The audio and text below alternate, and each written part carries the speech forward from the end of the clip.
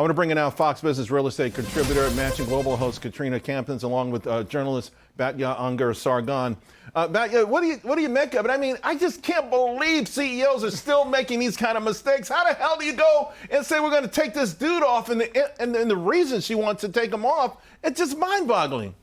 I could not agree with you more. It's like the #1 rule in business: don't insult your customer base. And what I thought was so amazing was the Democrats' Twitter account, like at the Democrats, they too hate the rebrand. So it's not a tiny minority. It's a very unifying disgust with the direction that the company's going in.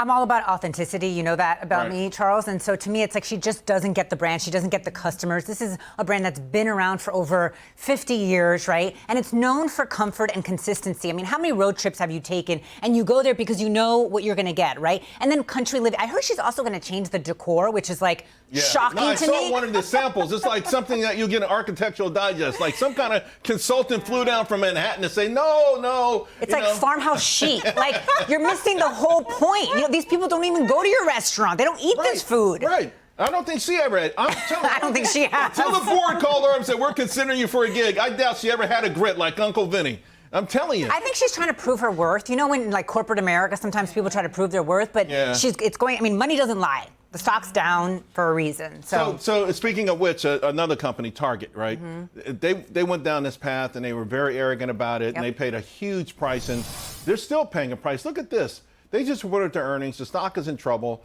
and now they've got to scrub a partnership with Ulta that looked really like it had huge promise.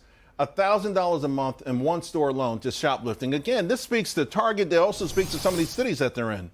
All right, so I'm a makeup girly. Okay? Me too. I shop a lot at Ulta. They just recently made a trans person the face of their new makeup line. At that point, I did not know that. Yeah, at that point, I sort of tap out. But I think I have another read on Target. I don't think it's about DEI. I really do think it's about the tariffs. If you compare Target and Walmart, only 33% is imported. But here's the problem with that theory. Yeah. Their stock peaked 3 years ago. Right. It's down in a straight line since then. That's because Walmart started to have groceries. Right. Well, there's a lot of things fundamental about it, but also it doesn't help when you anger a lot of your customers. And I think the real moral of the story is here: how do you get them back if you ever do? Well, for me, like as a mom, you know, I love Target, and you go in there and you buy everything you don't need, you know, and it's great for even uniforms for kids and so forth. But when they went woke, remember that? That was, I don't even know how many years ago. I boycotted them for a few months. I mean, and then all of it, you know, I had to go back because there were things there that I needed. But I also am a huge fan of Walmart. By the way, Walmart has also had a lot of shoplifters lately, especially in Florida. Yeah. Of all places. But I love Walmart and Target. I just think they need to stick to what works. You know who your people are. Just stick with them. Like, why are you trying to be something you're not? I'm not an expert on makeup, but I will say Sephora, my granddaughter now is dragging me in Sephora. Are you getting those bills? Because mom won't let her go, so she takes me. Their soundtrack is all hit songs from the 70s and 80s. So I'm like the only one in there jamming, and all these little kids like, what the hell's wrong with this dude? Anyway, I digress. Here's a theory I have, like, you know, why this is happening. And I saw this somewhere where I was reading outfits like the New York Times, Wall Street Journal, New Republic tend to have a higher share of graduates from elite schools and Fortune 500. And it just feels like, whether it's the media or these C-suites, you know, it's just the concentration of the elites. I just think they're getting it wrong. They just don't have a finger on the pulse of America. Oh, absolutely. Wokeness is a smokescreen for the class divide. It's a way in which educated leftists with college degrees and graduate degrees who make so much more money than average Americans could still masquerade as, we're on the side of the little guy, we're the little guy, right? Because the real divide is not this economic divide, it's about race or gender. Right. It's always been about the class divide. That's exactly what you're pointing out there. I like how men are now becoming more Republican, or at least they're admitting that they are, you know, because the Republicans understand the value in real men and masculinity. And I think with that is also coming the return of femininity. So I'm just noticing that more and more and more again, and people are proud to be Republican. You jumped the gun on my next topic. Did I? But I'm happy you did, because I want to bring up this chart, because I don't think people realize just to what degree. So Republican men, Gen Zers, all right, look at that.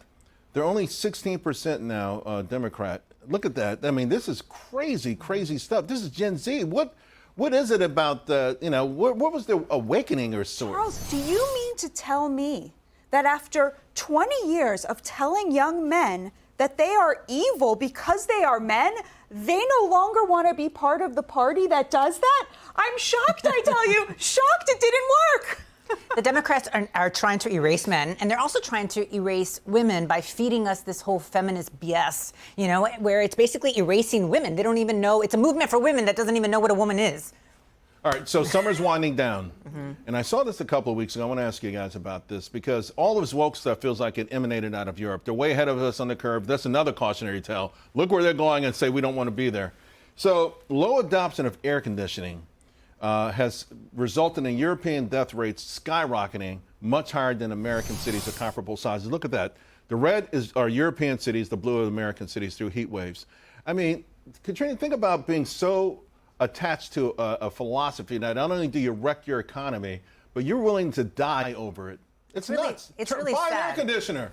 It's really sad, and it reminds me of people going against Trump, even though everything he's doing is amazing just because he's Trump. I live in Florida, born and raised, and I've had to replace my AC countless times, and it's getting worse and worse with the heat, so I can't even imagine. I just walked into UPS the other day, and their AC broke, and I'm giving them numbers to all the AC people, because I'm like, you guys can't live without AC, so I can't even imagine this.